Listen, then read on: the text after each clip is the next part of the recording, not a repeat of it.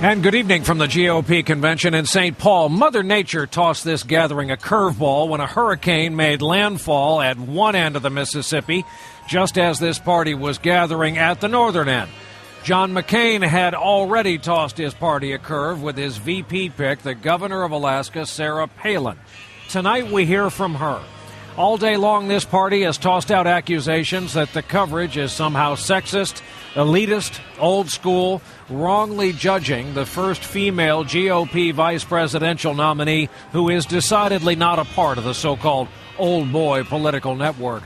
It has generated what John McCain wanted: interest, excitement, debate, in a race where the trick is, of course, at the end of all of this in November to convert it to votes. And so we begin our coverage of this convention with NBC's Andrea Mitchell, who's here with us tonight. Andrea.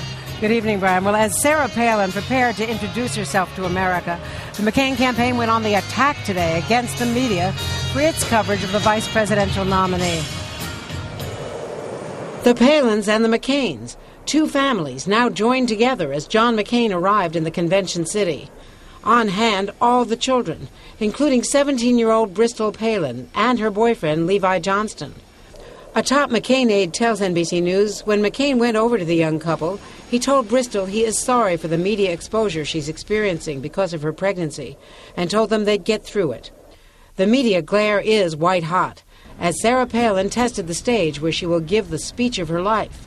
Unlike most vice presidential candidates, Palin has been secluded for days as experts, including Joe Lieberman, briefed her on foreign and domestic policy.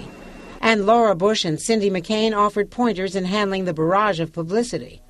The campaign says its goal for her tonight, portray herself as a reformer ready to fight big government and an energy expert. She will not attack Barack Obama, leaving that to others. An aide told the Washington Post an early draft written before the nominee was chosen was altered to make the speech less masculine. After playing defense for days, the campaign went on offense with a new ad. He gave Big Oil billions in subsidies and giveaways. She's earned a reputation as a reformer. And accused the media of sexism, a theme the First Lady sounded with Brian Williams last night. No one would be talking about a man's children and how many children they had or any other thing about their children. So I think it's really important that we treat Sarah Palin the same way. Echoed by surrogates all day. The questions she's been asked, you should find totally offensive. Questions like, can you be a mother and a vice president? Do they ever ask Barack Obama, can you be a father? What about questions about whether you have... The campaign even hopes that the coverage, which a top aide calls disgusting, will create a backlash of female support for the party's first woman candidate.